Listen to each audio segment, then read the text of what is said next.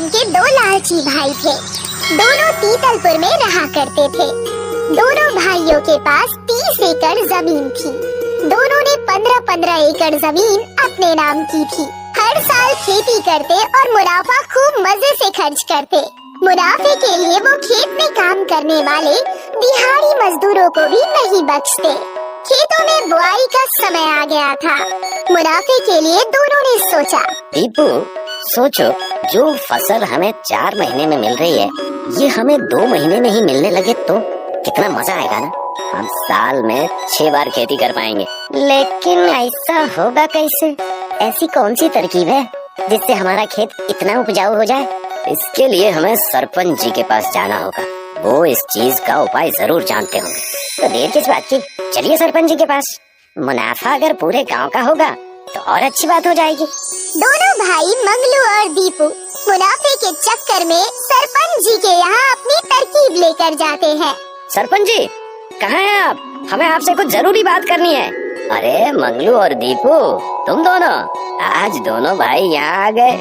जरूर कोई मुनाफे की बात करने आए होगे। अरे सरपंच जी, आप तो अंतर्यामी हैं। मंगलू भैया के पास बहुत अच्छी सी तरकीब आई है, उसी को सुनाने हम यहाँ आए हैं। मंगलू सरपंच को अपनी तरकीब सुनाता है और कहता है, सरपंच जी सोचिए, अगर हमें फसल 2 महीने में ही मिलने लग जाए तो हम साल में 6 बार खेती कर पाएंगे। हम गेहूँ, चावल और दाल की खेती करके बहुत सारे मुनाफे बटोर लेंगे। लेकिन ये कैसे होगा? हमें सूर्य देव को हवन और पूजा करके खुश करना होगा।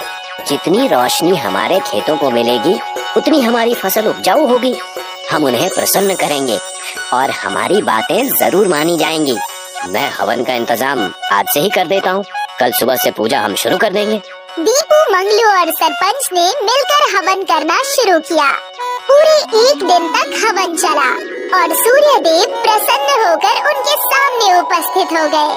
तुमने मुझे खुश कर दिया। मांगो जो मांगना है। हे सूर्य देव, हम चाहते हैं कि 2 सूरज उगे, उससे हमारे खेतों की नमी चली जाएगी और हमें ज्यादा रोशनी मिलेगी, जिससे हमारे खेत बहुत उपजाऊ हो जाएंगे और हम धरती वासियों की बहुत सारी परेशानियां ठीक होने लगेंगी। तथास्तु बालक, अब से धरती पर 1 नहीं 2 सूरज उगेंगे। सूर्य देव इतना कहकर वहाँ से चले गए और अगले दिन से 1 नहीं बल्कि 2 सूरज उगने लगे। 2-2 सूरज उगने के कारण पूरे धरती पर खेती उपजाऊ होने लगी। मंगलू और दीपू बहुत खुश हुए। 2-2 सूरज होने की वजह से गांव में लू चलने लगी।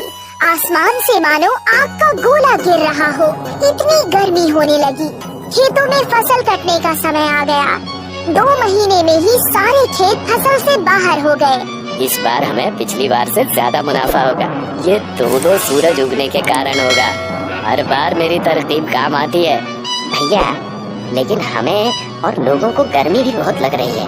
कुएं और तालाब का पानी भी सूखने लगा है। पंछी और जानवरों को पानी न मिलने की वजह से बहुत तकलीफ भी हो रही है। ओफो, अब जब मुनाफा होगा तो कुछ ना कुछ बुरा तो होगा ही। इतना तो प्रकृति का नियम होता ही है।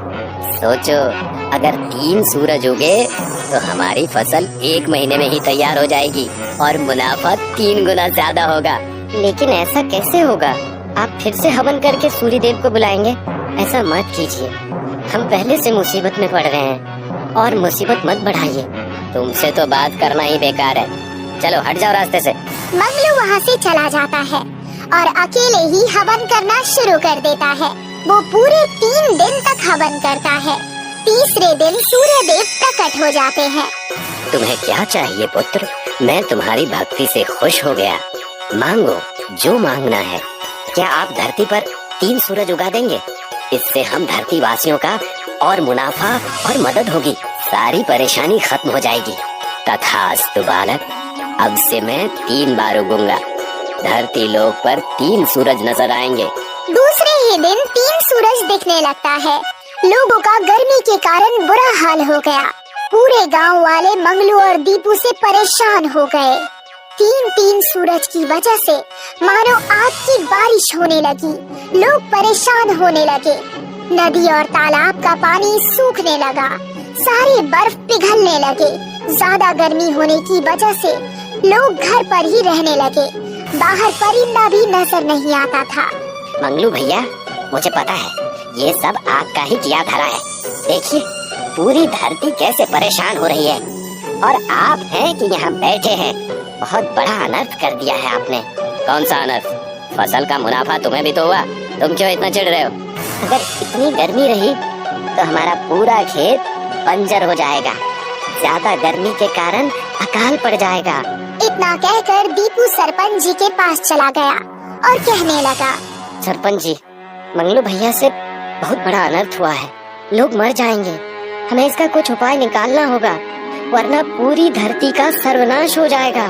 मंगलू को मैंने पहले ही समझाया था, फिर भी वो नहीं माना। अब हम सब गांव वालों को हवन करना होगा, तब कहीं सूर्य देव आएंगे और इसका समाधान करेंगे।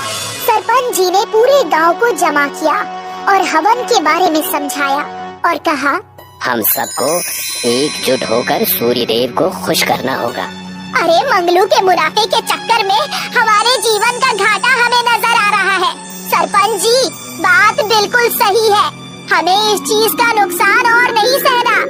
हमारे घरों में बस एक टंकी पानी बचा है, वो खत्म हो जाए उसके पहले हमें ये सब ठीक करना है। बिल्कुल ठीक कह रही हो तुम। चलिए सरपंच जी, हवन की तैयारी करते हैं। पूरे गांव वालों ने मिलकर हवन करना शुरू कर दिया। दीपू के साथ मंगलू भी वहाँ पर आ गया। हवन शुरू होने की कुछ ही देर में सूर्य देव वहाँ पर आ गए और उन्होंने कहा, बताइए क्या परेशानी है? पूरे गांव ने मुझे पुकारा। सूर्य देव को पूरे गांव वालों ने नमन किया और सरपंच ने कहा, हमें माफ करिए गुरुवर, हमसे गलती हो गई। हम फिर से पहले जैसी धरती चाहते हैं, जहाँ सिर्फ एक ही सूर्य हो।